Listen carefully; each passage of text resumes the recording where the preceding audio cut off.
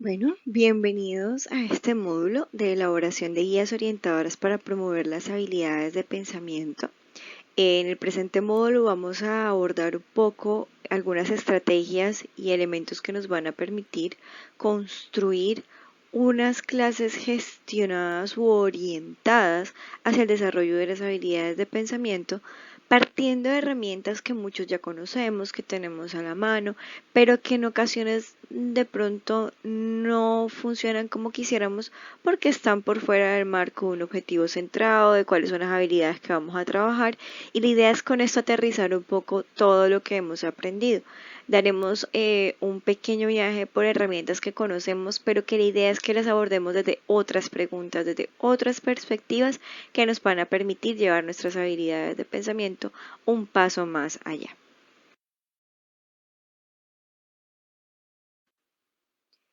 Desde las pautas generales establecidas para la construcción de nuestras guías, tenemos los siguientes pasos.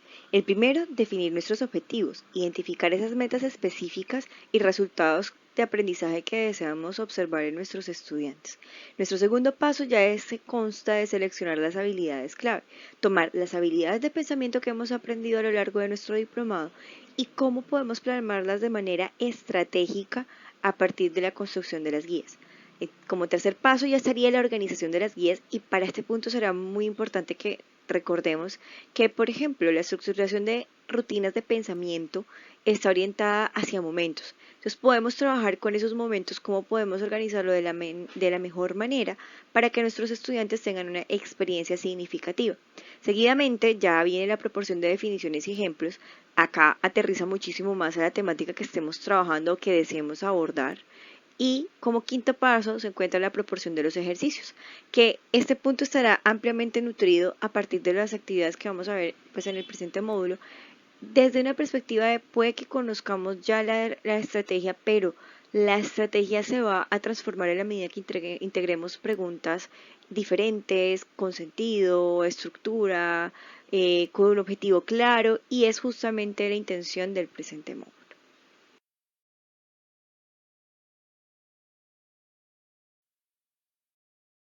Como sexto punto tenemos la integración de recursos adicionales, y es aquí donde juega un papel muy importante el cómo vamos a estructurar para que se dé un trabajo de manera un poco más autónoma. El séptimo paso ya nos lleva a la fomentación de la reflexión, y es que si ya venimos de un trabajo autónomo, la reflexión se torna como un elemento muy importante porque es ahí donde empieza todo el proceso metacognitivo, donde ya seguidamente ingresamos nosotros como ejes de apoyo y retroalimentación para por último evaluar el progreso y actualizar y mejorar nuestras técnicas en general.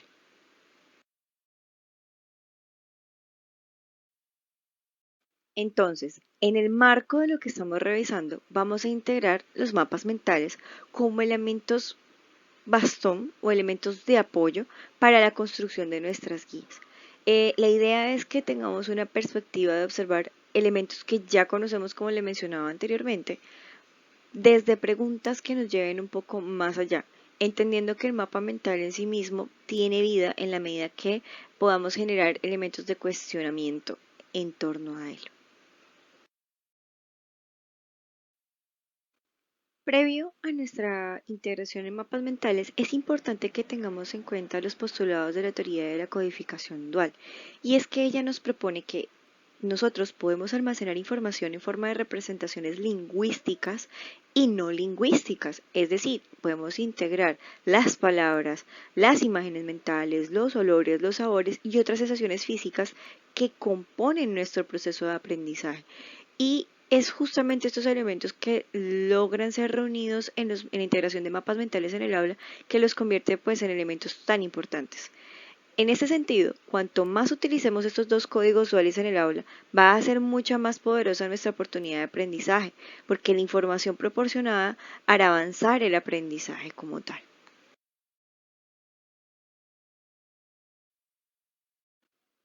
Teniendo en cuenta lo mencionado, es posible comprender que los mapas mentales y los procesos cognitivos tienen una amplia relación.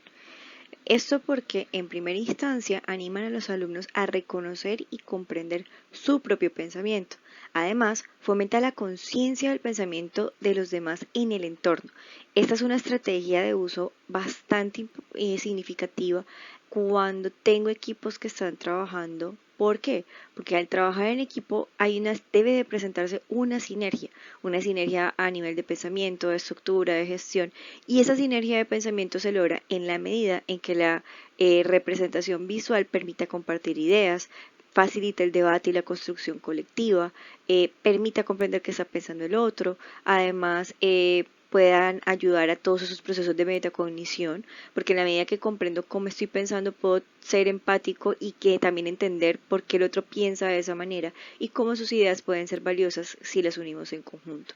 Además, pueden ser usadas tanto por el docente como el estudiante, es decir, no tienen una implicación de rol, lo cual ayuda a que digamos que el equipo, el profesor sea líder, pero a la vez pueda ser integrado dentro de la actividad.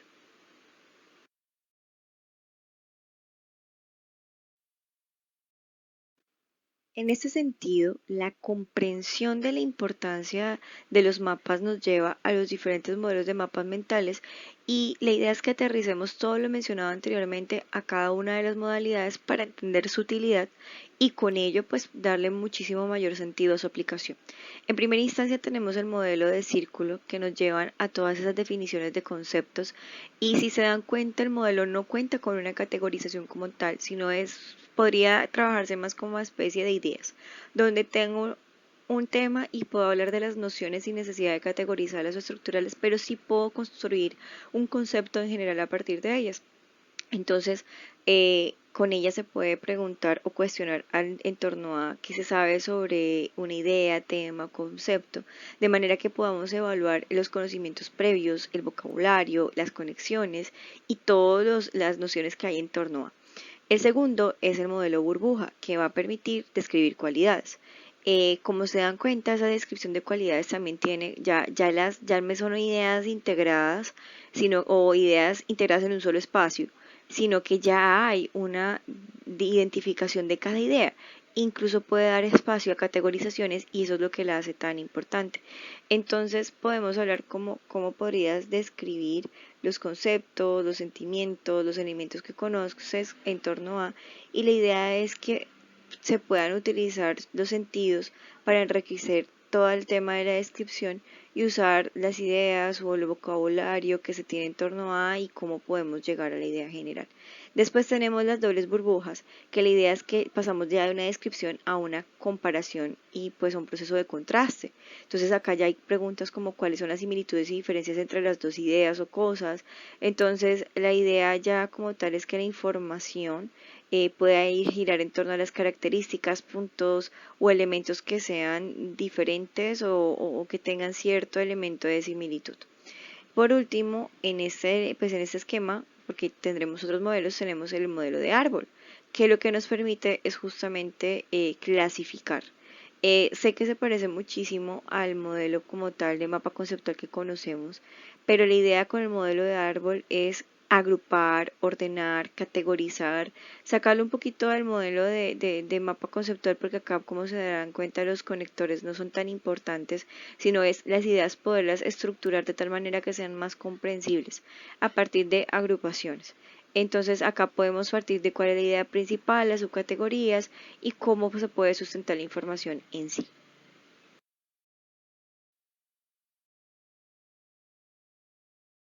Seguidamente encontramos los mapas mentales estilo abrazadera, cuyo proceso de pensamiento a estimular es el de relaciones, parte y todo. A partir de él podemos plantear preguntas como cuál es el nombre del objeto completo y cuáles son las partes específicas mayores y menores. La idea también es que este no es un mapa de tipo teórico como tal, sino de elementos. La idea es hacer uso de elementos concretos, no trabajarlo con conceptos o ideas porque podría generar confusiones. Luego encontramos el mapa de flujo o fluir. Este mapa permite trabajar todo lo que corresponde a la secuenciación y nos permite interactuar en torno a cuáles son, por ejemplo, las etapas, los nombres, la secuencia de los mismos en un evento en específico y el orden en el que se presentan. Esto es un tipo de pensamiento que se trabaja muchísimo, por ejemplo, en torno a cuáles son las partes de una historia, cómo se estructuran. Miren que eso se trabaja mucho a lo largo de toda primaria y llegar como a ese nivel de conciencia, con detalles, con elementos generales, no es tan sencillo y esto es un mapa que podría generar gran apoyo. Luego entramos en los mapas multiflujo, que son muy importantes porque nos permiten relacionar eventos de causa y efecto. Ustedes saben que para ello previamente tuvimos que tener un gran desarrollo de lo que corresponde a la secuenciación y el tema de relaciones de parte y todo también ayuda mucho. Entonces pueden usarse en conjunto para que hagan apoyo. Entonces acá vamos a estar en torno a por qué ocurre un evento, qué sucedió como resultado de ello y la idea es comenzar con un evento puntual o un evento disparador para que ya después podamos hablar o presentar un elemento hacia adelante o hacia atrás, ya sea porque es un resultado o efecto o porque es un causante de. Un ejemplo interesante que se podría usar con ello es, por ejemplo, hablar un poco de la alfabetización política, ella solo habla más para bachillerato, de nuestra ciudadanía y encontrar las diferentes causas y efectos que se han generado. Entonces, verlo desde la realidad del espectador, plantearlo de esa manera puede ser de gran utilidad y clasificarlo con este ejercicio también ayudaría mucho. Entonces, es una herramienta bastante valiosa. Por último tenemos pues como tal el esquema puente, que lo que va a permitir es simular el proceso de analogías. Recuerden que ya como tal este punto, cuando ya nosotros dentro de un proceso de aprendizaje podemos llegar hasta las analogías, esto implica un elemento ya de apropiación del conocimiento, porque ya podemos entender su sentido, su objetivo, en qué consiste al punto de que podemos verlo en otros escenarios totalmente diferentes. Entonces podemos plantear cuestionamientos en torno a cuál es el factor de relación entre los dos elementos en estudio y es importante que este mapa sí sea muy hablado, que tenga un discurso también ya explícito y que se pueda compartir porque justamente es en la consecución entre varios que es mucho más fácil de construir. Procedamos entonces a analizar cualidades comunes con las que cuentan nuestros mapas mentales.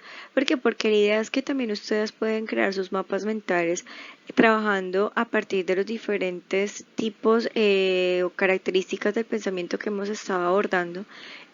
Pero para ello es importante que ellos siempre cumplan con las siguientes características. Y es, en primera instancia, que sean formatos coherentes. Los mapas tienen un formato coherente que siempre debe reflejar los procesos de pensamiento. La coherencia va a ayudar muchísimo a los estudiantes a reconocer sus procesos de pensamiento específico y eso es muy importante porque si yo tengo el objetivo trazado es coherente y siempre se mantiene en el mismo punto, el estudiante va a poder entender mucho más, no solo el contenido abordado, sino su proceso metacognitivo y el sentido de lo que está entendiendo.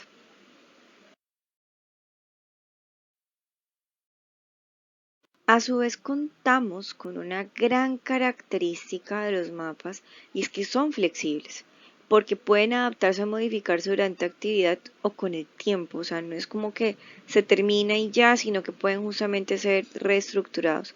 También pueden aumentar en complejidad a la medida que el pensamiento se desarrolle e incluso es que es una manera muy práctica de visualizar o hacer visible el pensamiento. No es esencial el uso de plantillas comerciales porque cada quien puede crear su mapa y es que ese es un punto muy importante que yo les resaltaba en el slide anterior. Es imprescindible que tengamos claro nuestro objetivo para irlo plasmando y estructurando. Los mapas también nos permiten reflejar un desarrollo continuo, porque pueden ser utilizados en todas las edades, porque todo va a depender de la complejidad del material y las preguntas que yo planteé para su desarrollo.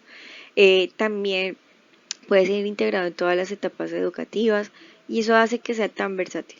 Además, pueden adaptarse para ser completadas de diferentes formas Pueden efectuarse en papel, en computadora o pueden efectuarse también o desarrollarse de manera internalizada. Los mapas a su vez son integradores y reflexivos, porque son herramientas versátiles que pueden usarse de maneras diversas dependiendo de la lección. Además, reflejan el pensamiento de los alumnos sobre una situación o problema en específico. Permiten proporcionar una representación visual. Acuérdense de lo que hablábamos del pensamiento dual. De esa manera se facilita la comunicación, la explicación y la justificación de sus pensamientos. En sintonía, permiten a los estudiantes rastrear su proceso de aprendizaje a lo largo del tiempo. Imagínense que pudiésemos plantear un mapa mental que se construyera o se alimentara, a partir de cada unidad. Sería de gran utilidad porque ayudaría a que el estudiante vaya un paso más en su proceso metacognitivo y encuentre el sentido en últimas de lo que está aprendiendo. Continuamos con nuestra estrategia sombreros para pensar. Estos sombreros son de gran utilidad porque permiten ir mucho más allá en la construcción del pensamiento objetivo. Ese pensamiento que a veces es tan complejo de comprender porque no es sino hasta la media académica en conjunto con la formación universitaria que el estudiante eventualmente comprende que pueden existir una dualidad entre el pensamiento que concibo como ser humano y el pensamiento o las ideas construidas en sociedad. Entonces, por ejemplo, a nivel emocional esto tiene un gran rol porque yo puedo tener una construcción desde qué pienso, cómo veo el mundo, cómo participo en él, pero también puedo entender que hay una comprensión objetiva. Y esa dualidad entre la objetividad y la subjetividad es de gran valor porque a veces desde la subjetividad puedo transformar la objetividad, pero también la objetividad me permite enfocarme y comprender la realidad desde un punto muchísimo más neutro. Es importante comprender que los sombreros no son descripciones de pensadores, sino que simplemente representan diferentes tipos de pensamiento. Entonces, una vez se hace uso de un sombrero, se asume el modo de pensar representado por ese sombrero. Entonces, una vez el estudiante puede quitarse ese sombrero y lo reemplaza por otro, se retorna su modo de pensar. Y eso es muy importante porque permite entender que como individuo me construyo en sociedad, pero también no puedo dejar de ser individuo para ser parte de la sociedad. No es necesario seguir una secuencia establecida en el uso de los sombreros, pero si uno quiere de pronto tener una meta objetivo claro, sí es de gran utilidad ordenarlos de manera estratégica, porque eso va a permitir que uno tenga una mayor intervención en el entorno y de esa manera pues hacer una construcción o un aporte un poco más significativo. En este sentido, cada sombrero tiene un lenguaje asociado que justamente permite llevar más allá el ejercicio y su estructuración. El sombrero blanco se centra en los hechos, las cifras, la información, los datos, preguntas o investigaciones. Podemos entender este sombrero como un gran apoyo para los procesos, por ejemplo, que llevamos como profesores o docentes en formación continua, cuando tenemos la construcción de la justificación de un trabajo o un proyecto, donde tenemos que hacer uso de todos estos elementos para hacerle entender al lector la importancia de lo que estamos haciendo. Seguidamente encontramos el sombrero negro, que se asocia a los riesgos, problemas, barreras, reglas, leyes, derechos, todos esos aspectos de pronto con un matiz negativo de prevención, peligro, cuidado, que son de gran ayuda, por ejemplo, para comprender conceptos como promoción y prevención, porque las planteamos desde el riesgo, desde cómo podemos dar una mejor respuesta para evitar ciertas situaciones. Seguidamente tenemos el sombrero rojo, el cual va a estar asociado a herramientas que vamos a aprender un poco más adelante, donde están los sentimientos y las emociones. Es importante entender que los sentimientos y las emociones tienen un componente ampliamente diferente y es el tiempo. Las emociones son aquellas sensaciones o respuestas que tenemos de manera momentánea, es lo que se siente en el momento, punto.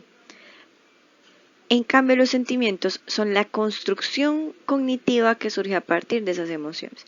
Y eso es un punto muy importante a tener en cuenta porque nos va a ayudar a modular de una mejor manera la actividad. Por su parte, el sombrero verde engloba lo nuevo, novedoso, las ideas, el cómo lo diferente y único puede construirse, cómo puede crearse, cómo puede diseñarse, las posibilidades de crecimiento presentes y las opciones con las que podamos contar. El sombrero amarillo me habla de los beneficios, de lo positivo, de lo bueno, de cómo esto puede contribuir. Y por su parte, el sombrero azul ya habla más de un resumen de elementos de proceso, de control, de gestión, de conclusión. Es un sombrero mucho más estructurado, mucho más panorámico y evaluativo. Como elemento de complemento tenemos la rueda de las emociones de Plutchik. Como podrán darse cuenta, esta es una herramienta que puede ser de gran apoyo y de valioso entendimiento para el sombrero rojo. En ella encontrarán una dinámica en la que se integran algunas construcciones a nivel de sentimientos como el amor, como la decepción, como el remordimiento, como el optimismo, en los que se encuentran elementos tanto cognitivos como emocionales involucrados. Por ejemplo, podemos hablar de la ira como emoción que tiene el enfado tras sí y que va hacia la furia. Tenemos la serenidad, el éxtasis y la alegría. Tenemos el terror, el miedo y el temor, que son tres elementos totalmente diferentes y que en conjunto nos permitirían hacer una gran construcción de comprensión emocional con nuestros estudiantes, entendiendo que las emociones pueden ser transitorias, pero los sentimientos no. Y transitorias en el sentido de que hay una construcción detrás, que pueden ser deconstruidas y resignificadas, ¿ya? ¿Por qué? Porque esto le va a permitir a tener al estudiante un entendimiento mayor y de paso un manejo mucho más asertivo de sus emociones. Como complemento del sombrero verde tenemos la técnica Scamper, con la que podemos generar ideas altamente creativas. La idea es que tenemos diferentes elementos, en este caso son cuatro, e indicaciones que pueden llevar al estudiante más allá. Por ejemplo, bueno, y es importante tener en cuenta que este es un proceso muy positivo, con el que podemos entender, por ejemplo, que la creatividad y la innovación, que en sí son elementos tan diferentes, pueden comprenderse desde sustituir, combinar, ajustar o modificar. Entonces, para sustituir, tengo cuestionamientos orientados a quién más puede estar implicado, qué otros elementos o cosas pueden integrarse dentro del proceso, como recursos para intercambiar, por ejemplo. También tenemos los lugares o los momentos que puedan estar integrados, es decir, en qué otros espacios puede adaptarse a lo que estoy organizando, o qué otros elementos más bien pueden cambiar o espacios pueden cambiar y suplir las mismas necesidades de lo que tengo. En el tema de combinar es qué combinaré, cuál es el propósito, que es muy importante, porque a la hora de combinar, pues uno sus dos propósitos y los convierto en uno mismo. ¿Cómo puedo combinar sus talentos, colores, formas o materiales? A la hora de ajustar, tenemos que es muy importante entender que ajustar y modificar no es lo mismo. Hablamos ya de un aspecto más desde las reformas, desde su uso en otro contexto y cómo debo de organizarlo a partir de ello. ¿Qué podría atenuarse? ¿Qué podría estructurarse de una manera diferente para que se pueda reajustar el espacio? Y modificar ya no habla de un espacio o en función de un cambio de entorno, sino que habla de cómo puedo modificarlo, cambiarlo para que sea mucho más eficaz, efectivo o se dé de una mejor manera. Este, como les comentaba, es un gran integrador para el sombrero verde. Nuestro siguiente elemento es cómo podemos darle uso desde otro punto, en otro lugar, quién más podría darle un uso diferente y cómo el ciclo de vida de esa persona generaría cambios en el elemento, eh, cómo incluso desde la perspectiva de las vivencias, desde una persona con discapacidad o una persona en un punto del mundo totalmente diferente, con concepciones sociales que le den un sentido diferente. A la hora de eliminar es si debo de simplificarlo, de optimizarlo, de eliminar funciones. ¿Qué pasa si se quita eso en términos positivos y negativos? Por último, tenemos el aspecto de contrarrestar, que ya hace énfasis en cómo podemos intentar lo contrario, revertir los procesos, empezar desde el punto final, qué errores podrían intercambiarse, reagruparse y cómo podrían efectuarse cambios en la secuencia. Con esto damos por finalizado el presente módulo. La idea es que nos integremos muy bien a los videos y las lecturas complementarias que serán de gran apoyo.